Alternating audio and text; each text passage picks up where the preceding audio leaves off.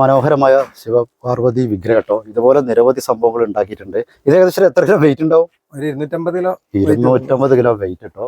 പരിപൂർണമായിട്ടും ഇരുമ്പിൽ തീർത്താണ്.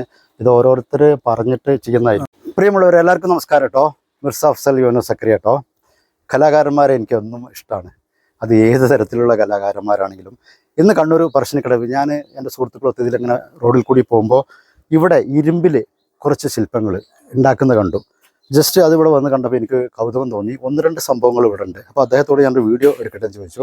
നിരവധി ശില്പങ്ങൾ ഈ കണ്ണൂർ പറശ്ശിനിക്കടവ് ഭാഗത്ത് പാർക്കുകളിലും റിസോർട്ടുകളിലും അങ്ങനെയുള്ള എല്ലാ സ്ഥലത്തും അദ്ദേഹം വലുത് പല പല സംഭവങ്ങൾ വെച്ചിട്ടുണ്ട്. അതിൻ്റെ ഫോട്ടോസൊക്കെ എനിക്ക് കാണിച്ച് തന്നിട്ടുണ്ട്.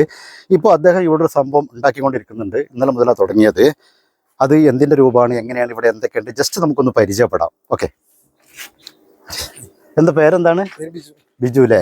അപ്പോൾ നമുക്ക് ഈ വലിയൊരു കലാകാരനെ പരിചയപ്പെടാം. അദ്ദേഹം ഇവിടെ ഒരു സംഭവം ഉണ്ടാക്കിക്കൊണ്ടിരിക്കുന്നുണ്ട്. അതെന്താണ്, അത് എന്തിനു വേണ്ടിയിട്ട്, ആർക്ക് വേണ്ടിയിട്ടാണ്, അതുപോലെ മറ്റൊരു രൂപം അപ്പുറം മറച്ചു വെച്ചിട്ടുണ്ട്, അതെന്താണ്, അപ്പോൾ എന്തൊക്കെ നിലവിൽ ചെയ്തിട്ടുണ്ട്, എല്ലാ കാര്യങ്ങളും അദ്ദേഹത്തോട് ചോദിച്ച് മനസ്സിലാക്കാം നമുക്ക്. അപ്പോൾ ബിജു, പിന്നെ ഇപ്പോൾ ഉണ്ടാക്കിക്കൊണ്ടിരിക്കുന്ന സംഭവം എന്താണ്? ഇത് സംസ്ഥാന ഗവൺമെന്റ് ഉണ്ടാക്കുന്നത് റിപ്പബ്ലിക്കിന്റെ ടൈം. പിന്നെ വണ്ടിയിലൊരു ഷോ ഉണ്ടാവും. ആ ഒരു വൈച്ചർ വണ്ടിയിലെ ആ ഒരു വലുപ്പത്തില് ഇത് ഇങ്ങനെ നിൽക്കുന്നത്. ഇതിനെ വല കൊണ്ട് മൂടും, ഒറിജിനൽ വല കൊണ്ട് മൂടിയിട്ട്. അപ്പൊ ഈ കൊതുകിന്ന് നമ്മൾ പ്രൊട്ടക്ട് ചെയ്യാന്നുള്ള ഒരു ഗവൺമെന്റ് സന്ദേശം. അപ്പൊ ഇത് നമ്മൾ ഉണ്ടാക്കിക്കൊണ്ടിരിക്കുന്ന കൊതുകാണ്. അപ്പൊ ഇതിപ്പോ തിരിച്ചു വെച്ചിട്ടുണ്ടല്ലേ? ഇതിന്റെ ചിറകൊക്കെ തിരിച്ചു വെച്ചിട്ടുണ്ട്. അതിന്റെ വർക്ക് ഇപ്പൊ 2 ദിവസം കൊണ്ട് ഫുൾ തീർക്കണ്ടേ. അപ്പൊ അതിനിടയിലായോണ്ടാണ് ഫിനിഷ് ആയില്ല, വളരെ പെട്ടെന്ന് തീർക്കണം. അപ്പോ ഒരു കാര്യം കൂടി ചോദിച്ചോട്ടെ, ഇപ്പൊ എന്തൊക്കെ സംഭവങ്ങളാണ്? ഇതിപ്പോ പ്രധാനമായിട്ടും ഇരുമ്പിലാണ് സംഭവം. ഇരുമ്പിൽ മാത്രമേ ചെയ്യല്. വെൽഡിങ്ങിന്റെ വർക്ക് ആയതുകൊണ്ട് അതിലൂടെയാണ് ആർട്ട് വർക്ക് തുടങ്ങിയത്. അപ്പൊ ഇരുമ്പിൽ മാത്രമേ ചെയ്യൂലെന്ന് വിചാരിക്കും, വേറെ ലോഹം ഇതിൽ ഉപയോഗിക്കാതെ ഇതില്. അപ്പോ നിലവിലിപ്പോ എന്തൊക്കെ എവിടെയൊക്കെ ഉണ്ടാക്കി 1-2 കാര്യങ്ങൾ പറയുകയാണെങ്കിൽ ഇപ്പൊ അടുത്ത് വലുത് എന്താ? ഇപ്പൊ ഇവിടെ ഉണ്ടായിക്കൊണ്ടിരിക്കുന്നതിൽ പെയിന്റ് ചെയ്യുന്നത് ഇതല്ല ഞാൻ പറഞ്ഞത്, നിലവിൽ പുറത്ത് ചെയ്ത് വെച്ചത് പിന്നെ snake park, Parassinikkadavu snake park ഒരു ഹെലികോപ്റ്റർ ഉണ്ടാക്കി. ഹെലികോപ്റ്ററിന്റെ വീഡിയോ ഞാൻ യൂട്യൂബിൽ കണ്ടിട്ടുണ്ട്. കുറച്ച് ഓടിയിട്ടുണ്ട്. പിന്നെ അതിന് ശേഷം നമ്മളെ മുനിസിപ്പാലിറ്റിക്ക് വേണ്ടിയിട്ട് സ്നേക്ക് വർക്കിന്റെ പുറത്ത് ഒരു സൈക്കിളും പൂക്കൂടെ, അതൊരു ശ്രദ്ധിക്കപ്പെട്ടൊരു വർക്ക് ചെയ്യാൻ വേണ്ടി അവസരം കിട്ടി.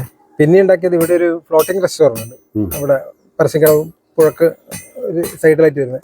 അപ്പൊ അവിടെ ഒരു ഷാർക്ക് മത്സ്യത്തിന് ഉണ്ടാക്കിയിട്ടുണ്ട്. എല്ലാം ഏകദേശം നമ്മൾ ഉണ്ടാക്കി വരുമ്പോൾ 10 അടി തന്നെ ആയിരിക്കും. ഉണ്ടാക്കുന്ന എല്ലാം ഏകദേശം 10 അടി ഉണ്ടാവും. ഷാർക്കിനെ ഉണ്ടാക്കി വെച്ചിട്ടുണ്ട്. പിന്നെ ഒരു ഗിത്താർ ഉണ്ടാക്കി, ഇവിടെ ഒരു ഫെസ്റ്റിവൽ ഉണ്ടായിരുന്നു. അപ്പൊ അത് ഏകദേശം ഒരു 10-25 അടി ആയിരത്തിന് ഒരു ഗിത്താർ ഉണ്ടാക്കി. ഒരു 50 എഴുതിയിട്ട് 3D കാണിക്കുന്ന പോലെ തള്ളുന്ന വിധത്തിലൊരു എഴുത്ത് എഴുതിയിട്ടുണ്ട്. അത് ഇരുമ്പ് തന്നെ എഴുതിയിട്ടുണ്ട്. പിന്നെ ചെയ്തത് ബ്രണ്ണൻകോളയിൽ ഒരു ബട്ടർഫ്ലൈ ഉണ്ടാക്കിയിട്ടുണ്ട്, തലശ്ശേരി. അങ്ങനെ പിന്നെ ഒരു മുത്തപ്പനെ ഉണ്ടാക്കിയിട്ടുണ്ട്. ഇപ്പൊ പറശ്ശിനിക്കടവ് ബസ് സ്റ്റാൻഡിൽ ഇപ്പൊ ഉത്സവത്തിന് വെച്ച് തിരുവപ്പനയിൽ വെച്ചിട്ടുണ്ട്. ആ തിരുവപ്പനയിൽ രൂപം ഉണ്ടാക്കി. അത് പൂർണ്ണമായിട്ട് ഇരുമ്പിൽ തന്നെ പൂർണ്ണമായിട്ട് ഉണ്ടാക്കി. അത് പിന്നെ ഡെക്കറേഷനാണ് പ്രാധാന്യം കൊടുത്തത്. അതിന്റെ ഒരു ഷെയ്ഡ് മാത്രം ഉണ്ടാക്കി ബാക്കി ഡെക്കറേറ്റ് ചെയ്തിട്ട് ഉത്സവത്തിന്റെ ടൈം പറശ്ശിനി വെച്ചിട്ടുണ്ട്. അപ്പോ ഇവിടെ ഈ കൊതുകിനായിട്ട് ഉണ്ടാക്കി വെച്ചിട്ടുള്ളത് വലിയൊരു കൊതുക് തന്നെയാണ്, പൂർണ്ണമായിട്ട് ഇരുമ്പിലാണ്. അപ്പോൾ കൊതുകിന്റെ കണ്ണൊക്കെ ഉണ്ട്. ഇതിപ്പോ ഇതിന്റെ നിർമ്മാണ പ്രവർത്തനത്തിലായതുകൊണ്ട് ഇത് തിരിച്ചിട്ടിരിക്കുകയാണ്. ഇത് കാലൊക്കെ ഫിറ്റ് ചെയ്യുക, വെൽഡിംഗ് ഒക്കെ ചെയ്തുകൊണ്ടിരിക്കുകയാണ്. അപ്പോ പിന്നെ ഇതിന്റെ ഈ കണ്ണ് ഇത് എന്തിനാണ് ഉണ്ടാക്കിയത്? വലിയ 2 കണ്ണും ഇത് തന്നെ ഇരുമ്പ് തന്നെയാണ്. ഇരുമ്പല്ലേ? ഇരുമ്പിൽ ഇങ്ങനെ ഒരു സാധനം നമുക്ക് വാങ്ങാൻ കിട്ടൂല. നേരെ കുറച്ച് അലൂമിനിയത്തിലോ വേറെത്തിലും കിട്ടും. പക്ഷെ അലൂമിനിയം പോലെ ഇതിൽ ഉൾപ്പെടുത്താൻ. അപ്പോ ഇത് ഇരുമ്പിൽ ഇത് എങ്ങനെയാണ് റൗണ്ട് ചെയ്തെടുത്തത്? അതിൽ 2 സെക്ഷനായിട്ട് മുട്ടി വളക്കല്ലേ, മെയിനായിട്ട് മുട്ടി ക്യാമറ മുട്ടി വളച്ചിട്ട് അധിക ശില്പം ഉണ്ടാക്കും. അങ്ങനെ 2 പീസായിട്ട് ഉണ്ടാക്കി 2 ചേർത്ത് വെച്ചിട്ട് ഇത് ഉണ്ടാക്കാൻ പറ്റിയ റിസ്ക് വന്നത് ആ ഒരു കണ്ണിനാണ് അല്ലേ? അപ്പൊ അതുപോലെ തന്നെ അപ്പുറത്ത് മുണ്ടുകൊണ്ട് മൂടി വെച്ചിട്ടുണ്ട്. അതെന്താണ് സംഭവം? ഒന്ന് കളിക്കാൻ പറ്റുമോ? അങ്ങോട്ട് പോകാൻ കളിക്കാൻ പറ്റുമോ? ഓക്കെ. പരിപൂർണമായിട്ടും ഇരുമ്പിൽ തീർത്ത ശിവപാർവതി വിഗ്രഹം കേട്ടോ. ഇതൊരു വലിയൊരു സംഭവമാണ്. നമ്മൾ എവിടെയും കാണാത്തൊരു സംഭവമാണ്. ഇതിന്റെ ഓരോ മുടികളും കേട്ടോ ഒക്കെ ഇരുമ്പിലാണ് തീർത്തിട്ടുള്ളത്. നമുക്ക് ബിജുവിനോട് തന്നെ ചോദിക്കാം, വലിയ കലാകാരനോട് തന്നെ ചോദിക്കാം. ഇതേ കുറിച്ചിട്ട് ഒന്ന് പറയും ബിജു. ഇതും അതുപോലെ ഇരുമ്പിന്റെ ഏറ്റവും റിസ്ക് ഉണ്ടായ ഒരു വർക്ക് ഇത്. കാരണം ഈ മുടി തന്നെ മെയിനായിട്ട് പറയാം.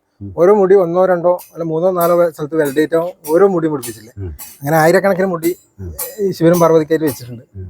കൂടാതെ ഇരുമ്പ് തകിട് മുട്ടി ഉണ്ടാക്കിയതാണ്. ഓരോ ബെൻഡും എല്ലാം ഹാമറിനെ കൊണ്ട് മുട്ടി ഉണ്ടാക്കിയാണ്. അപ്പോൾ അതും നല്ല റിസ്ക് ഉണ്ടായിട്ടുണ്ട്.